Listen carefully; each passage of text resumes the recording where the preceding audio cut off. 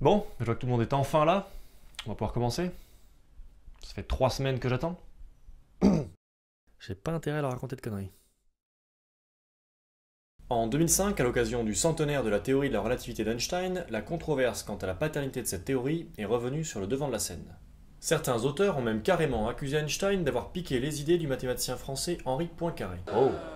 Il est également connu que d'autres scientifiques ont talonné Einstein à différentes étapes de la réalisation de sa théorie. Celui dont je vais vous parler n'en fait pas partie. Et pourtant, Einstein en personne, à propos de sa propre théorie, a déclaré que notre champion du jour aurait pu la découvrir lui-même. Savant autrichien, il se trouve qu'il est aussi l'homme à qui l'on a attribué en 1895 à l'université de Vienne la première chaire de philosophie des sciences.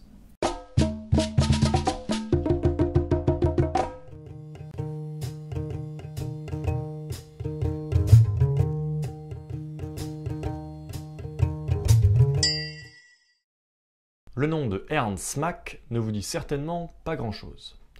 Personnage physiquement imposant, à l'allure sévère et à la pensée radicale, il est né en 1838 dans l'ancien empire d'Autriche, où il étudie la physique, les mathématiques et la philosophie, avant de devenir à son tour enseignant et chercheur. S'il eut une influence considérable sur les penseurs de son temps, Einstein entre autres, c'est tout d'abord pour sa critique conceptuelle, philosophique donc, de la physique de son époque, héritée de Newton, voilà. C'est quoi une critique philosophique de la physique, au juste? Comment est-ce que je vais faire pour expliquer ça, moi? La pédagogie par l'exemple. Bon, ok.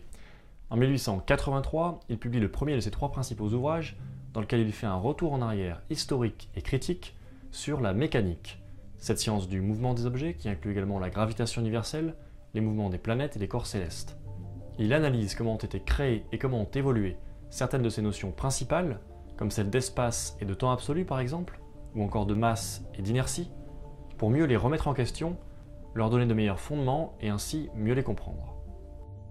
Voilà, c'est pour ce travail qu'on créera spécialement pour lui la première chaire de philosophie des sciences à Vienne. Einstein ne cessera de faire l'éloge de cette nouvelle mise en perspective de la physique de Newton et de la qualifier d'essentielle, presque suffisante, à l'élaboration de sa propre théorie. Cette admiration cache cependant une relation entre les deux hommes, principalement l'esprit d'Einstein d'ailleurs, qui est en fait complexe. Lorsque le jeune Einstein présente sa nouvelle théorie à Ernst Mach, son inspirateur et son aîné de presque 40 ans, alors au sommet de son prestige, il espère très certainement obtenir sa reconnaissance. La réaction de Mach sera une nouvelle fois critique. Quand Einstein l'apprend, il déclare « Mach est un bon spécialiste de la mécanique, mais un piètre philosophe. » Ok, mais la théorie d'Einstein, c'est pas de la philosophie, c'est bien de la physique que je sache. Si Mach critique la théorie d'Einstein, c'est en fait vraiment pour des raisons philosophiques. Et on verra que pour lui, Einstein n'est pas allé assez loin.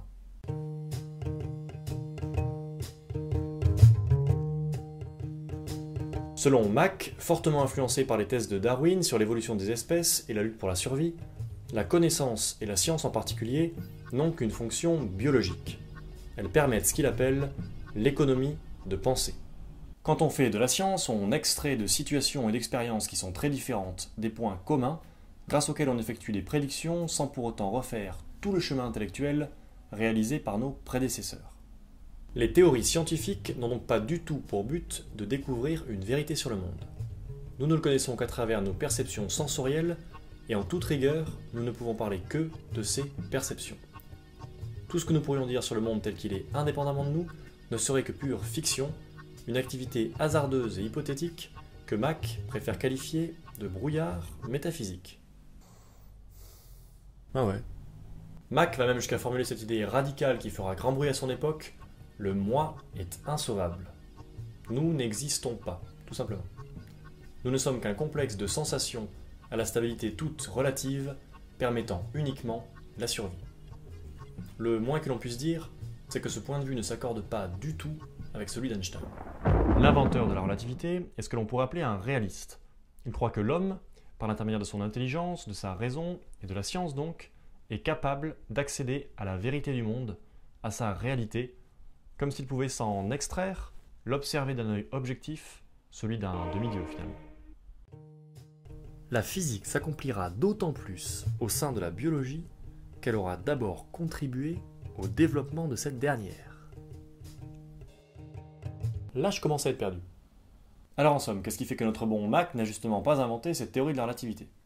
Eh bien, vous l'avez dans le mille, c'est tout simplement parce qu'il n'en avait rien à faire. Je veux dire, c'était pas sa principale préoccupation, quoi. Et oui, l'objectif essentiel pour Mach était très loin de celui de la plupart des physiciens. Il souhaitait intégrer la physique à la biologie. Ah non, non, pas possible. En tout cas, c'est pour cette raison que Mach n'était pas convaincu par la théorie d'Einstein. Pour lui, une bonne théorie, même une théorie physique, doit se contenter de faire des liens entre nos sensations sans faire référence à quoi que ce soit d'autre, en particulier à rien qui soit strictement extérieur à nous-mêmes. Or, ce but ultime qu'il appelait de ses voeux était très loin d'être accessible à son époque. Pour aller dans ce sens, la première étape selon lui était de faire progresser la biologie par tous les moyens, y compris par la physique. Bon alors qu'est-ce qu'il a fait finalement ce Ernst Mach en tant que physicien? Eh bien c'est précisément ce à quoi il s'est adonné tout au long de sa carrière. Plutôt que d'élaborer une nouvelle théorie pour remplacer celle de Newton, voilà, donc comme l'a fait Einstein, eh bien il a fait de nombreuses expériences pour mieux comprendre nos perceptions sensorielles. L'audition par exemple.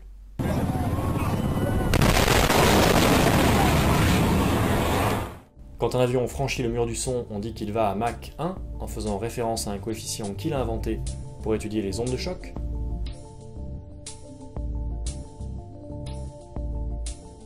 Évidemment, il a donc aussi inventé les rasoirs jetables. Il a également étudié la perception visuelle et les illusions d'optique. Celles-ci s'appellent les bandes de Mach et montrent comment notre cerveau accentue les contrastes pour mieux les voir. Ou encore, accrochez-vous bien, il a cherché à comprendre comment les mouvements de notre corps et nos sensations tactiles permettent de construire un espace géométrique dans notre esprit. Ouais. Balèze quand même.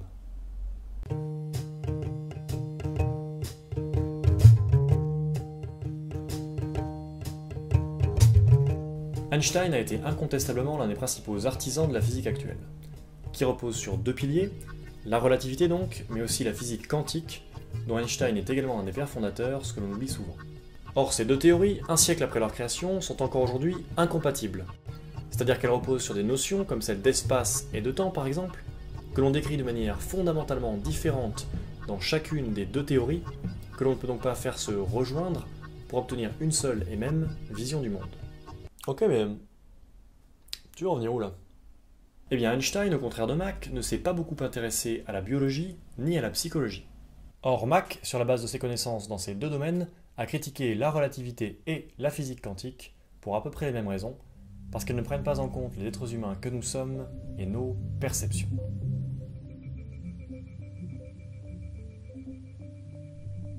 Alors, et si Mach avait vraiment remplacé Einstein, à quoi ressemblerait la physique d'aujourd'hui? Bon, je vais pas vous raconter l'histoire, on aurait sûrement perdu au change sur de nombreux points. Mais on peut aussi imaginer que l'on aurait gagné en cohérence et en unité. Pour sa vision philosophique et sa volonté de placer l'homme au centre de la physique, Mach était peut-être en avance sur son temps. Et aussi étonnant que cela puisse paraître, il est possible qu'Einstein ait sous-exploité les idées de son inspirateur et qu'elles le soient toujours aujourd'hui. Bon, il va falloir que je réponde aux questions maintenant.